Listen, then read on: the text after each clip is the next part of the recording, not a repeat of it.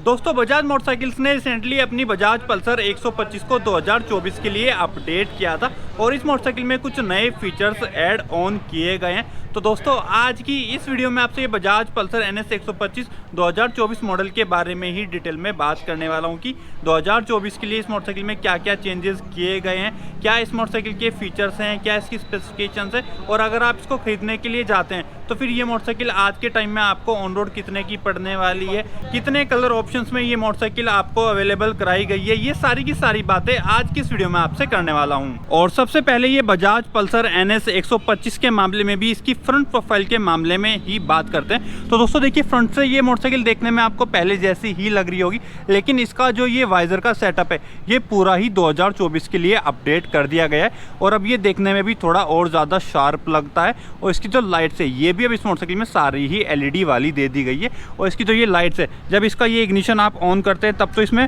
कोई भी light glow नहीं करती है, लेकिन जैसे ही आप इस मोटरसाइकिल को स्टार्ट कर देते हैं तो फिर इस मोटरसाइकिल का जो ऊपर वाला आपका लो बीम वाला हेडलैम्प होता है वो भी ग्लो कर रहा होता है और साइड में आपके कुछ DRLs भी ग्लो कर रहे होते हैं और जब आप पास देते हैं तो फिर ये नीचे वाला हेडलैम्प भी ग्लो कर रहा होता है और ये पूरा ही आपको LED में दिया गया है। बाकी जो आपके टर्न इंडिकेटर्स हो गए ये अभी भी आपको हेलोजन बल्ब वाले ही दिए गए हैं। बाकी अगर आप नीचे सस्पेंशन को देखते हैं तो ये बिल्कुल आपको पहले जैसे ही दे रखे हैं और जैसे कि इस मोटरसाइकिल में शुरू से ही डिस्क ब्रेक आते रहे हैं तो दोस्तों अभी भी आपको इस मोटरसाइकिल में डिस्क ब्रेक दिए गए हैं। फ्रंट टायर के मामले में इस मोटरसाइकिल में आपको 80/100 सेक्शन का 17 इंच का ट्यूबलेस टायर दिया जाता है और एलॉयज का जो डिज़ाइन है वहाँ पर भी कोई चेंज नहीं किया गया है या फिर इसके मडगार्ड वगैरह के डिज़ाइन में कोई भी ऐसा चेंज नहीं किया गया है। जैसी मोटरसाइकिल फ्रंट से इन मामलों में पहले से आती रही वैसी ही अभी भी आ रही है। अगर आप साइड प्रोफाइल से आप इस मोटरसाइकिल को देखते हैं तो फिर इसके लुक्स में, इसके डिज़ाइन में या फिर कलर्स वगैरह के मामले में या फिर इसके ग्राफिक्स वगैरह के मामले में कोई भी ऐसा बड़ा अपडेट नहीं किया गया है। अभी भी ये मोटरसाइकिल देखने में ऐसी ही लगती है। इस मोटरसाइकिल में आपको काफ़ी बड़ा फ्यूल टैंक दिया जाता है, ये देखने में भी काफ़ी बड़ा लगता है और इसके फ्यूल टैंक की कैपेसिटी 12 लीटर की है। नीचे इंजन के मामले में इस मोटरसाइकिल में आपको 125 सीसी का एयर कूल्ड इंजन दिया जाता है जिसमें कि कोई भी चेंज नहीं किया गया है। इसकी पावर फिगर्स आपकी डिस्प्ले पर भी है। मैं आपको इसका माइलेज बता देता हूँ। तो दोस्तों ये मोटरसाइकिल आपको 45 से 50 किलोमीटर के आसपास का ही माइलेज दे पाएगी। इससे ज़्यादा के माइलेज की आप इस मोटरसाइकिल से उम्मीद ना करें तो बेहतर है, क्योंकि इस मोटरसाइकिल का 125 सीसी के हिसाब से कर्व वेट काफ़ी ज़्यादा हो जाता है। इस मोटरसाइकिल का कर्व वेट 145 किलो है जो कि एक 125 सीसी के हिसाब से काफ़ी ज़्यादा हो जाता है। बाकी इसके इंजन के मामले में जो चीज़ आपको देखने में अच्छी लग सकती है वो है कि इस मोटरसाइकिल में आपको आज के टाइम में भी किक दी गई है। इंजन के पास में आपको एक छोटा सा लेग गार्ड भी दे रखा है। आप ऊपर अगर इसकी सीट वगैरह को देखते हैं तो दोस्तों इस मोटरसाइकिल में आपको स्प्लिट सीट दी जाती है जिनकी कुशनिंग भी काफ़ी अच्छी है, काफ़ी स्पेशियस ये सीट होती है और इन पर सिटिंग पोस्चर भी काफ़ी अच्छा आता है। पीछे अगर आप ग्रैब हैंडल को देखते हैं तो काफ़ी अच्छे आपको ग्रैब हैंडल दिए जाते हैं जो कि देखने में काफ़ी स्पोर्टी लगते हैं। हालांकि प्रैक्टिकली अगर आप इनको देखते हैं तो ये थोड़े से नैरो हो जाते हैं। यहाँ पर जैसे कि मेरी फिंगर भी थोड़ी सी हेडलैम्प से टच हो जा रही है, तो अगर ये थोड़े से और ज़्यादा ब्रॉड होते तो और थोड़े से ज़्यादा बेहतर रहते। बाकी अगर आप प्लास्टिक क्वालिटी के मामले में बात करेंगे तो ठीक ठाक ही प्लास्टिक क्वालिटी आपको दे रखी है और यहाँ पर आप इसकी कीमतों को देखते हुए इसकी बिल्ड क्वालिटी वगैरह से कोई भी ऐसी शिकायत नहीं कर सकते हैं।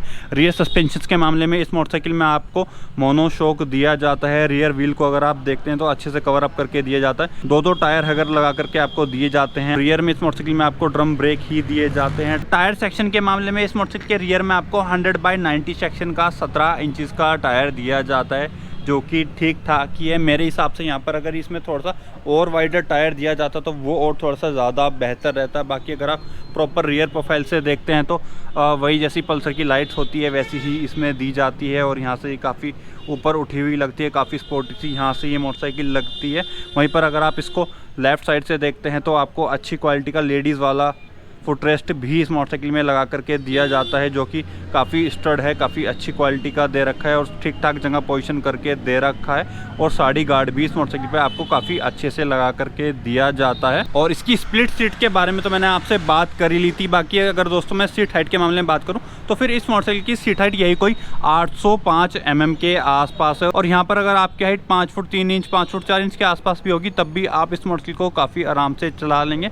वहीं पर दोस्तों मैं अगर आपसे ग्राउंड क्लियरेंस के मामले में बात करूँ तो फिर इस मोटरसाइकिल का ग्राउंड क्लियरेंस काफ़ी अच्छा होता है। इस मोटरसाइकिल का ग्राउंड क्लियरेंस यही कोई 85 mm के आसपास होता है, जो कि काफ़ी अच्छा हो जाता है। मतलब कि अगर आप इस मोटरसाइकिल को कैसे भी ख़राब से ख़राब रास्तों पर लेकर के जाते हैं तो ये मोटरसाइकिल आपकी कहीं पर भी टच नहीं होने वाली है। बाकी दोस्तों फीचर्स के मामले में कट ऑफ साइड स्टैंड तो इस मोटरसाइकिल में आपको दिया ही जाता है। वहीं पर अगर आप हैंडल बार पर देखते हैं तो पहले आपको ये पास वाला बटन दिया जाता है, जिसमें कि लो बीम हाई बीम आपको इसी के अंदर इंटीग्रेट करके दिया गया है। वहीं पर जहाँ पर आपको पहले लाइट वाले बटन्स दिए जाते थे, वहीं पर आप देखेंगे कि अब आपको एक नया M वाला बटन दिया गया है। तो दोस्तों अब इस मोटरसाइकिल में आपको फुल्ली डिजिटल इंस्ट्रूमेंट क्लस्टर दिया गया है। तो यहाँ पर आप ये M वाले बटन से इसको टॉगल कर सकते हैं, जो कि मैं अभी आपको थोड़ा दिखा दूंगा। उसके नीचे आपका इंडिकेटर वाला बटन हो गया, उसके नीचे हॉर्न वाला बटन हो गया।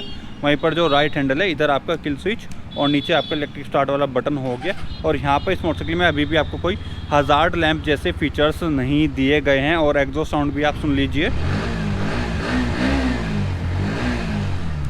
एग्जॉस्ट साउंड तो इस मोटरसाइकिल की अच्छी ही होती है। बाकी ये जो नया इंस्ट्रूमेंट क्लस्टर है ये बिल्कुल ऐसा ही है जैसे कि बजाज की और भी मोटरसाइकिल्स में आपको दिया जा रहा है, जिसमें कि आपको साइड में गियर पोजीशन इंडिकेटर भी दिया गया है। बीच में आपका काफ़ी बड़ा सा स्पीडोमीटर हो गया। ऊपर आप देखेंगे तो डिजिटल क्लॉक भी दे रखी है, उसके ऊपर आपका टैकोमीटर हो गया। और बाकी और टॉगल करने के लिए जैसे इसमें नीचे इंजन ऑफ आ रहा है तो दोस्तों पहले आपको किल स्विच ऑन करना होता है, तभी आप इसको और टॉगल कर सकते हैं। जैसे कि फ्लैश में इन्फॉर्मेशन आ रही है, इंस्टेंटेनियस फ्यूल कंजप्शन और डिस्टेंस टू एम्प्टी जैसे फीचर्स भी अब इस मोटरसाइकिल में मतलब कि आपको दिए गए हैं।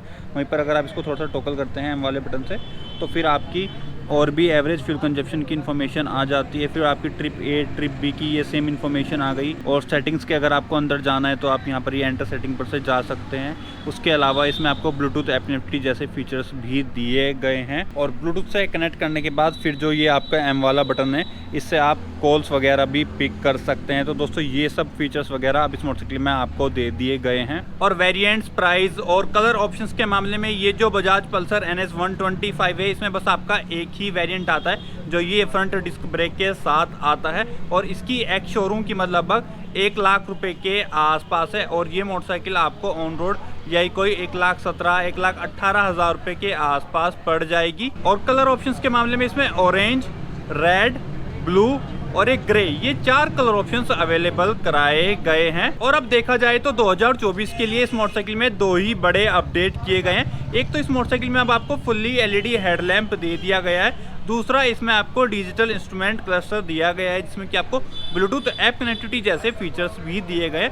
और इन दोनों ही फीचर्स के अलावा इस मोटरसाइकिल में कोई भी बहुत बड़ा मेजर अपडेट नहीं किया गया है। और अब जैसे कि इस सेगमेंट में इसी कीमत पर हीरो की एक्सट्रीम 125R भी आ गई है, जो कि देखने में काफ़ी अच्छी सी लगती है। उसका रिसेंटली मैंने रिव्यू भी किया है और उसकी परफॉर्मेंस को भी टेस्ट किया है, जिन वीडियोस की लिंक मैंने आपको डिस्क्रिप्शन में दे दी, आप वहां से वो वीडियोस देख सकते हैं। और वो भी इसी सेगमेंट की मोटरसाइकिल है। तो अगर आपको अपने 1,17,000 1,18,000 रुपये लगाने होंगे तो आप बजाज पल्सर NS 125 पर अपने पैसे लगाना चाहेंगे या फिर आप हीरो एक्सट्रीम 125 की ओर चले जाएंगे, ये आप कमेंट करके ज़रूर बताइएगा।